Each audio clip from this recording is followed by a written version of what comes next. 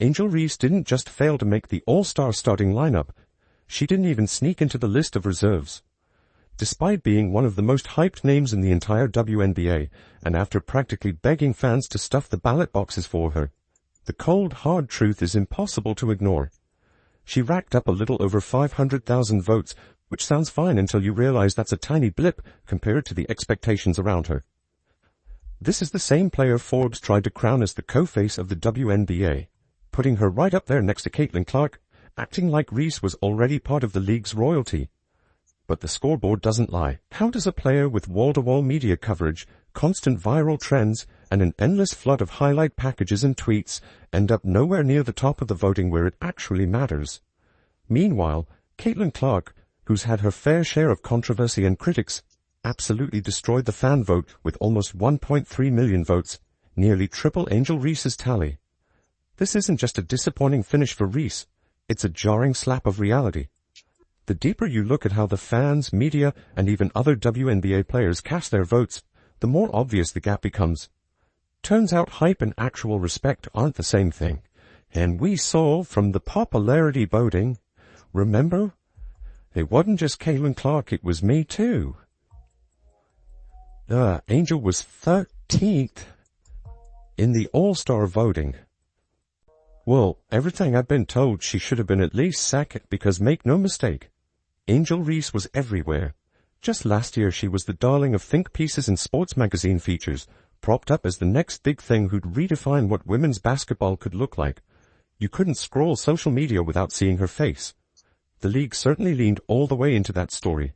And yet, when it came time for fans to actually show up and vote her into the All-Star game, Reese found herself sitting all the way at 13th place. Not just disappointing, borderline humiliating for someone who's been called the future of the sport. So again, where did all that momentum vanish? Let's look at the numbers that tell the real story. Angel's averaging around 11.3 points and 11.9 rebounds. The boards look decent at a glance, but her shooting percentage, a pretty ugly 38.9% from the field. That's not just a small dip, that's a noticeable slide from last season. Her rebounding is also down more than a full board per game. For someone who stands 6 feet 3 inches and was supposed to be an unstoppable interior presence, the inconsistency is glaring. Those stats don't scream generational, they barely whisper average starter, and the drop is especially loud when stacked against the giant expectations with her name on them. Meanwhile, look across the league and it's clear who's dominating the conversation and the scoreboard. Caitlin Clark didn't just win the fan vote, she obliterated it with about 1.3 million tallies, leaving Angel's numbers in the dust. Clark's not only filling up the stat sheet, she's leading her squad, hitting highlight plays that swing games and packing arenas from coast to coast. In contrast, Angel Reese's stat line isn't keeping up with the noise. So when you see players with less Twitter buzz, but way more reliable production leapfrogging Reese in the All-Star voting, it becomes painfully obvious why fans and analysts have started to rethink where she truly belongs in the league hierarchy. And here's where the All-Star voting process absolutely shreds the illusions. Sure, fans get half the vote, but that other 50%? It comes from people who watch film for a living, the media, and fellow players. The same folks who know exactly what an All-Star is supposed to look like. Angel Reese? She didn't just slip off their radars, she was left off every major media ballot entirely. Meanwhile, Caitlin Clark wasn't just picked. She was the unanimous media choice across all 3 official ballots. That's what real respect earned by on-court brilliance looks like. Angel's numbers, especially with all the expectations tied to her brand, simply didn't break through. This gap boils down to the chasm between image and actual impact. Reese has built an enormous following online. The media machine jumped at the chance to market her as the next face of women's basketball. But you can't just be internet famous in the WNBA. You have to show up, night after night, and dominate on the hardwood. Her low shooting and declining rebounding prove she's not imposing her will like people thought she would. Every clanked shot or quiet single-digit scoring night stands out even sharper under the bright lights of someone billed as the next superstar. A potential reserve, who would it be? Gabby Williams and Brittany Sykes, so Angel Reese couldn't even squeeze into a reserve spot, and now Megan Hall of USA Today, She left Angel Reese off her All-Star ballot. Fans notice, players notice, and the media sure as heck notices. That lack of support from peers and journalists isn't random. It's the basketball world telling Angel Reese that hype alone doesn't cut it anymore. The press helped inflate her into the next big story, but the actual gameplay hasn't delivered. Now that gap is being exposed everywhere, from Twitter memes to the official voting charts. So seeing her sit at 13th in the All-Star rankings isn't just a product of a couple bad nights. It's the result of not living up to the standards she, her fans, and a lot of writers helped set. The All-Star flameout sends a bigger message. Today's WNBA fans, the insiders, the entire community, they want more than flashy interviews and sassy social clips. And here's where the comedic irony hits hard. Reese didn't just hope fans would vote, she literally campaigned for it. She was online urging people to cast ballots for her, almost pleading at times. And that made the blowout even more brutal. Her push didn't convert. Fans didn't just shrug, they actively chose others. When you're shooting under 40% and can't even sniff the top 10 after rallying your base, it's a pretty loud reality check that clout doesn't equal all-star credibility. We have 3 different sports media figures that have released their all-star ballots, and Angel Reese is nowhere to be seen. She's not involved. Even the press, which once fawned over every quote and outfit, didn't circle the wagons to save her. Sports journalists who once wrote glowing columns about Angel Reese's cultural impact had no choice but to quietly leave her off their ballots. Look at Megan Hall from USA Today, who spent months championing Reese as a league game changer. Even she left Angel completely off her list. The bottom line, you can build a monster following, grab headlines, and get called the face of the sport by magazines all day long. But when it's time for the fans, players, and media to pick who actually deserves to be an all-star, it's all about production, leadership, and winning impact.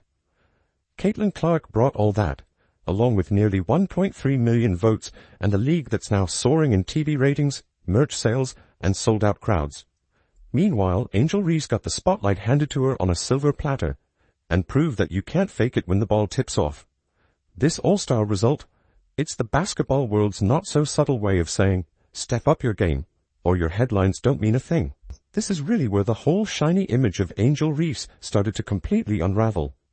For months, the media sold us on the idea that she was unstoppable, a force that would reshape the WNBA overnight. But then reality hit. And it hit hard. When it came time for actual fans, coaches, and fellow players to cast their votes, Reese's name fell flat. Sure, it seemed like she was everywhere on Instagram and Twitter, trending with every soundbite and outfit post, but when it counted most, the support simply wasn't there. Turns out, the hype might have looked massive from the outside, but it didn't run deep enough to catapult her into the all-star spotlight. Fancy fans of Paige, fancy fans of Angel Reese, every single one of them, instead of watching the player they claim to be fans of, which we know they're not really fans of those players because nobody watches those players. We can see it in the ratings numbers. They were all watching Caitlin Clark play. Just a hate watch. They would all rather watch Caitlin Clark than the players that they would pretend to be fans of. And realistically, they're not even fans of those players. They just hate Caitlin Clark. They hate Caitlin Clark, and because of that, they are fans. They stand players that she's against as some sort of weird rival, not even weird rivalry.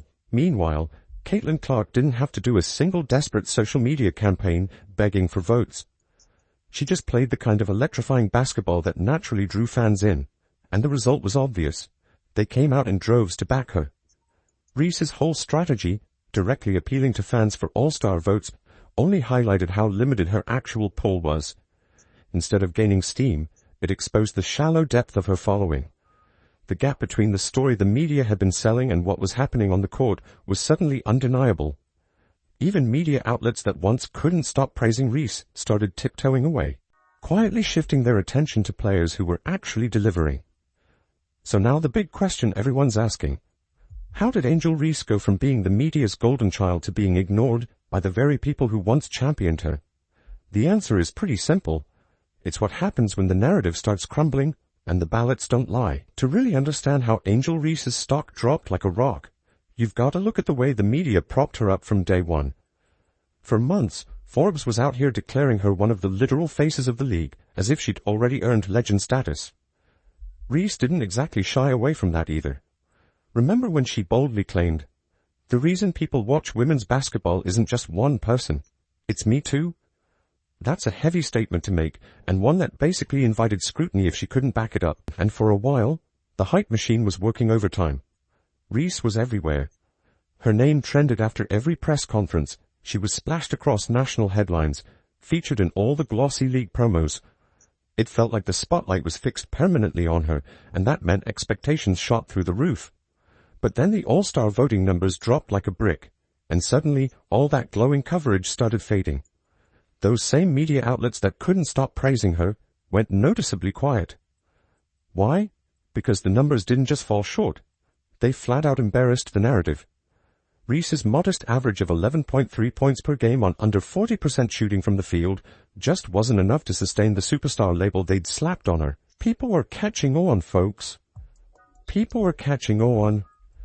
Her fans can't defend the play anymore. And I guess members of the media are starting to give up. Even more brutal, when the big outlets actually had to put their votes on paper, they didn't just hedge. They completely left her off. Both the Sports Illustrated and USA Today. All-Star ballots excluded Reese altogether. That's a shocking shift from the breathless articles earlier in the year that couldn't print her name enough times. So, what does that tell you? All that glossy media build-up ran face first into a cold dose of reality once people actually had to vote. You can hype someone up on social media, roll out fancy highlight edits, and post all the memes you want. But if it doesn't translate to big-time performances night after night, the basketball world moves on. That disconnect became painfully obvious. Fans, media members, and fellow players alike took a hard look and realized the narrative didn't match the output. So when Reese ended up at 13th, this wasn't about a couple bad nights. It was a full-on reassessment of a hype train that had long run off the rails, and it's not just Reese who got a wake-up call here. The whole situation also pulled the curtain back on the media's credibility. Were these outlets telling us what was actually happening on the court, or just pushing a shiny story they hoped would stick? The fact that they quickly went silent after the voting fiasco says it all. Once it was clear the performance didn't match the profile, they pivoted, fast. Now Reese finds herself in a very different kind of spotlight. The silence from the media isn't just awkward, it's a clear warning. These same outlets that built her brand can just as easily move on to the next big promise if she doesn't start producing like an actual all-star. So here's the fork in the road for Angel Reese. Does she take all this as fuel to finally elevate her game, prove she's more than just headlines, and claw her way back into the conversation? Or does she fade out, remembered more for magazine covers than meaningful moments on the court? I mean, we gotta remember, they may put Angel Reese on their backs and try to carry her across the finish line, for crying out loud. But, my goodness, what a difference. What a difference in the media from this time last year. People are finally catching on. Basketball fans, actual basketball fans that know anything about basketball, they've caught on. There's no doubt about it. What do you think? Is Reese going to bounce back stronger, or has the WNBA already shifted its spotlight elsewhere? The whole Angel Reese saga proves something big. Media buzz, no matter how loud it is or how many Forbes spreads you land, doesn't guarantee you all-star nods. You still have to show up, dominate, and earn respect on the floor. Her omission from the all-star lineup sends a message loud and clear. Fans, players, and even the same press that once fawned over her, all want the same thing. Real results. Not just catchy quotes and flashy photo shoots. If you think the ballots were spot on and the voters called it right, let us know in the comments.